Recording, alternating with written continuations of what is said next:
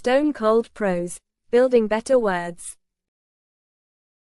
When I was a boy, the one war novel you could be certain everyone below the age of 18 had either read or been told to read was Erich Maria Remarque's All Quiet on the Western Front.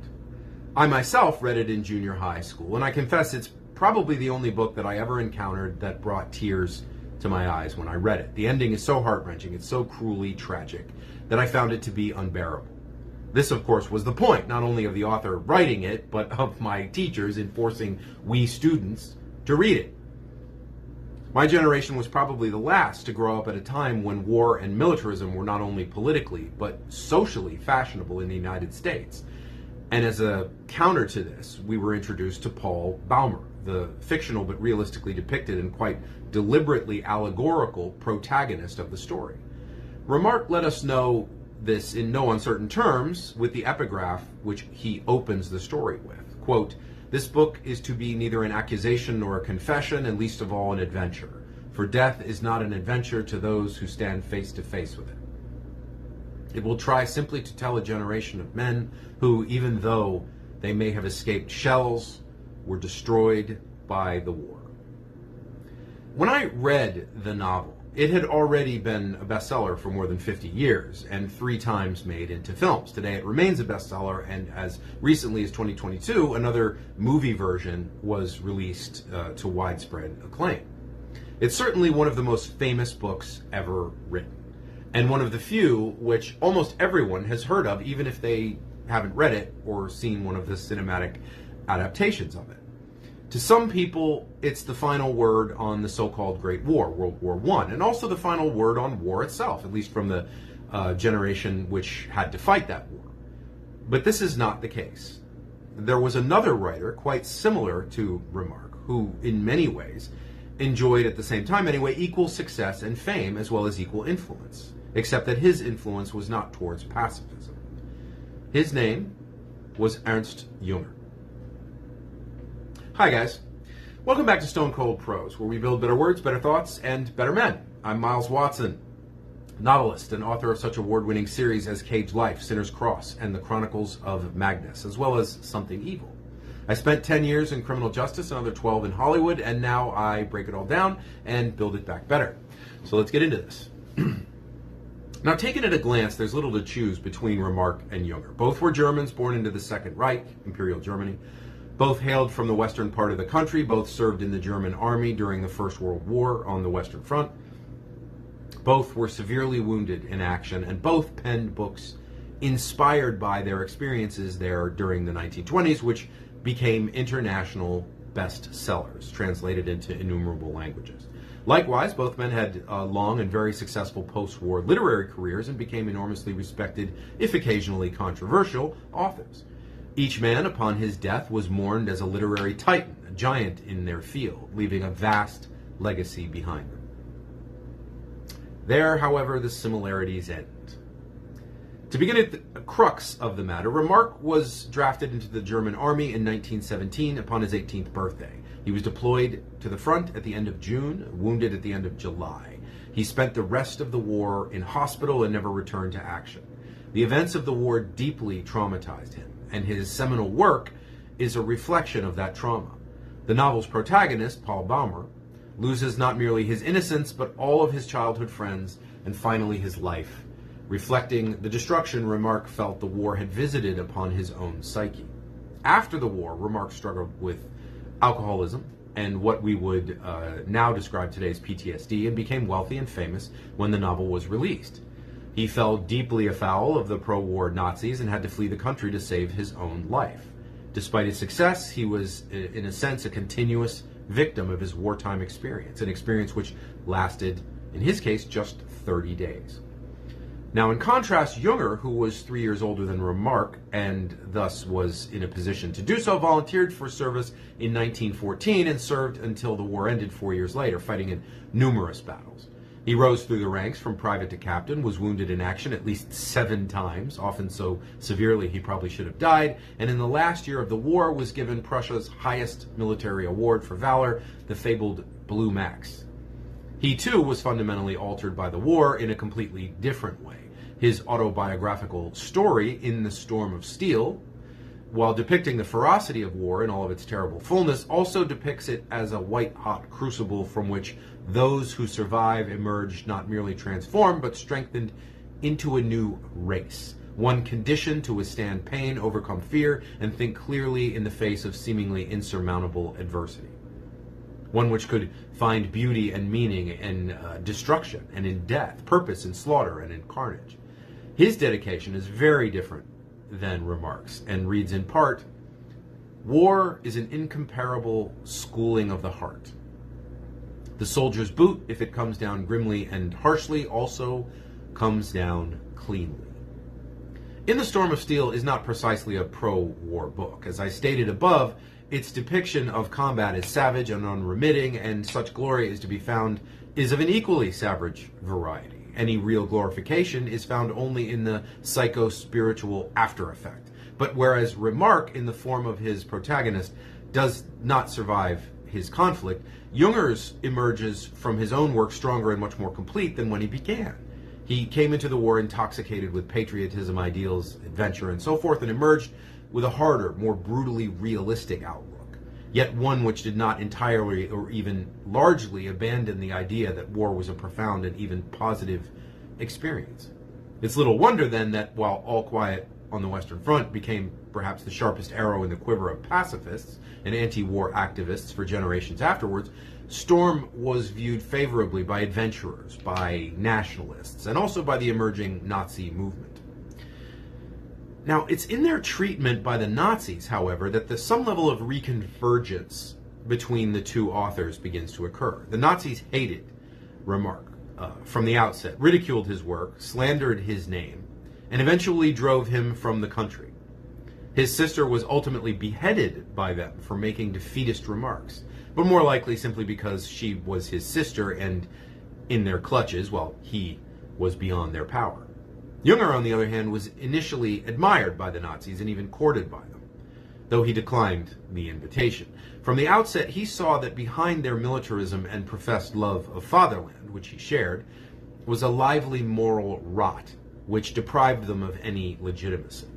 Although many who studied the subject believed he provided fascists with an intellectual and spiritual psychological basis for their otherwise intellectually bankrupt ideology, over time they soured upon him, kicked him out of the army, and eventually sent his son to a concentration camp, ultimately resulting in his death. Juenger himself avoided that fate only because Hitler, an early admirer of his work, had declared him untouchable. And even this was a narrow thing, for in 1943, Juenger actually wrote a fantasy novel called On the Marble Cliffs, which was a thinly veiled allegorical attack on Nazism. Had the Nazi censors been more intelligent, they would have recognized it for what it was, an attack on them.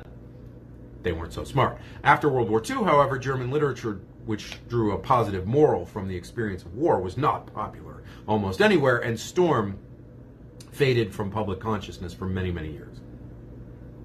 Though Juenger's standing as an author became titanic in Europe, and he lived an immensely long life, 103 years, he stopped writing war-themed books and became known more as a self-styled philosopher, fantasist, and thinker.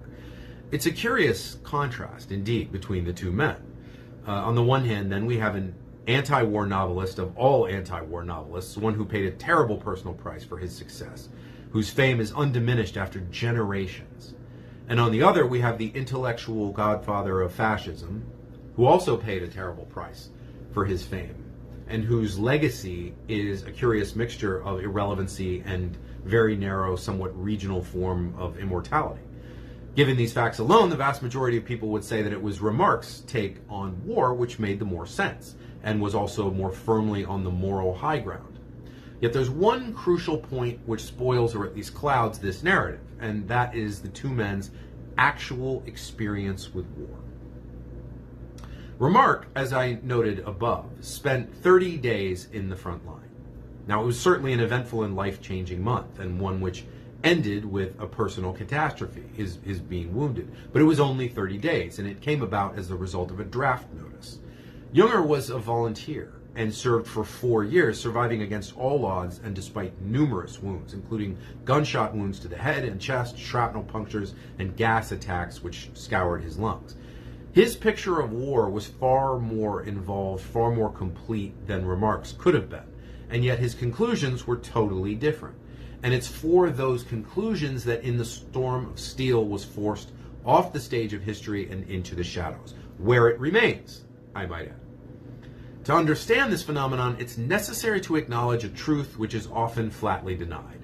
The vast majority of teachers, especially at the university level, identify as liberal or very liberal, and many are pacifists. Now, this is not a criticism or a value judgment. It's a fact, borne out by legitimate polls, such as the Gallup poll, conducted when I was in college, which found less than 10% of college professors identified as conservatives, most liberal or very liberal. In a sense, conservatives have only themselves to blame for this. There's a decided anti-intellectual streak in most right-wing political parties and movements. That's just a fact. However, in this case, it can't help lend itself to a different view of war and the military itself. The right, very broadly speaking, defines itself by its nationalistic fervor, deifies the military, and regards war in kind of a semi-sacred way. But that body of thought and action known as the left are far less quick to embrace nationalism, militarism, or even traditional patriotism. Pacifism has almost no purchase whatsoever on the right. But at times it's been widely embraced by the left, where it's considered virtuous, even by those who completely reject it. The ordinary university professor, never having come within 5,000 miles of a battlefield, has preconceived notions of war, which Remarque's work neatly validated. Remarque was the token combat veteran who had drawn the correct opinion about armed conflict. So Remarque was lionized by the left, and his books can be found on just about any school shelf you care to examine, including your local junior high school. Juenger, on the other hand, drew the incorrect moral from his personal experiences in war, and is routinely accused of glorifying them, of making a pointless slaughter look like a transformative spiritual experience. And it's true that in the unedited version of In the Storm of Steel, which is taken directly from his war diaries and was only recently published, he's a little shakier and less certain in its philosophical elevation of warfare.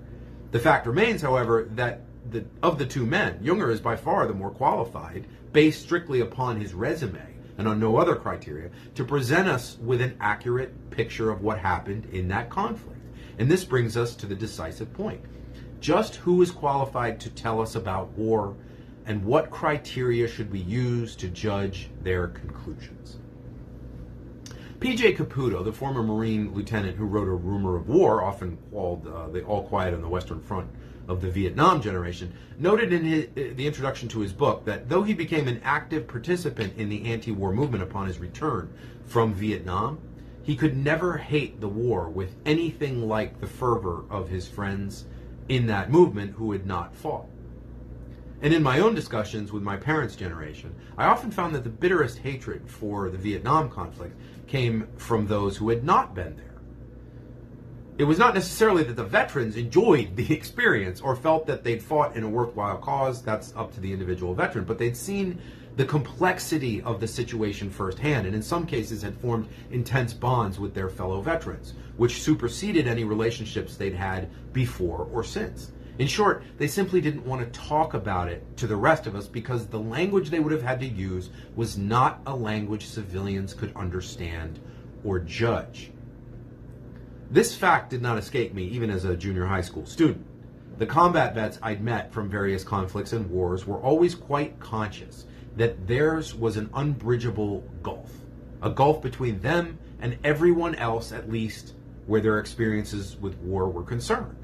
Like women who give birth, they were possessors of an experience which could not be communicated, who hadn't gone to anyone who hadn't gone through it themselves, and did not really need to be communicated with people who had. It was a case of if you know, you know. But most of us don't. And that is why we need Remarque's work and Juenger's work. The problem lies with which of them we believe and which of them we accept. Because narratives are curious things. They can be shaped by our actual experiences, or they can be handed to us, complete by others. A second-hand narrative, which is wrong, whether crafted out of ignorance or malice, can lead to horrific consequences, especially if given official stamp by church, government, or society. Remarque has handed 5 generations of human beings his own take on war, and it's an accurate take. It can't be anything less because it was born from his own ordeal, and it also corresponds to what we, the uninitiated to war, can read in other books written by veterans and see with our own eyes in documentaries and news broadcasts. But Juenger's view of war is also accurate because it was also sincerely held and the result of cruelly empirical experiments conducted with his own body. Although he later regretted some of the more nationalistic morals he drew from his early work, he never backed away from his feeling that war was a creative as much as it was a destructive force, that it was an incomparable schooling of the heart, and that it was a catalyst for energies within the human being which could not be tapped in any other way. Industrialized war, he believed, was creating a new race of man, one who was taking on relentless, unfeeling qualities like a machine. And though he cataloged its cost in blood and suffering more meticulously than most, and at much closer range, he did not see this as an evil thing. We live, after all, in an industrial age, and it would be foolish to pretend our technology hasn't changed us, or that change isn't necessary to integrate ourselves into the world that we ourselves have created. One only has to look people in the age 20 to 30 bracket to see the effects of social media and the internet have had on their mindset and behavior and emotional makeup. So in the end, war, like sex, like childbirth, like only a handful of other experiences in human existence, is something which is evidently incommunicable despite the endless attempts which have been made throughout history to communicate it. No matter how vivid the prose, no matter how heartfelt the passion driving the pen, no matter how convincing the actor's portrayal or how brilliantly composed the director's shot, in the end, we are on the other side of a phenomenon we can't fully understand. The differences in outlook between Remarque and Juenger are more important than for the way they highlight the fact that no two people see or respond to the same phenomena in the same way than for anything else. And implicit in this fact is a warning, Orwell's warning, the one he gave after reading Hitler's Mein Kampf and grasping for the first time that not everyone wants peace, democracy, and a cushion beneath their ass. Some find value and even majesty in circumstances that fill the rest of us with horror. Blood, pain, harsh discipline, obedience, violence, destruction. Understanding this is the key to understanding why the human race keeps resorting to war despite the most fervent efforts to eliminate it from our collective toolbox, and why there will always be a need for quiet fronts and storms of steel. Folks, if you enjoyed today's video, please remember to like, subscribe, comment, hit the notification bell, and check out my books as well, available on Amazon. I drop scripted content every Friday at 3 p.m., shorts almost every day, and unscripted rambles whenever rage moves me to do so. I'll see you next time, and until then, stay cold.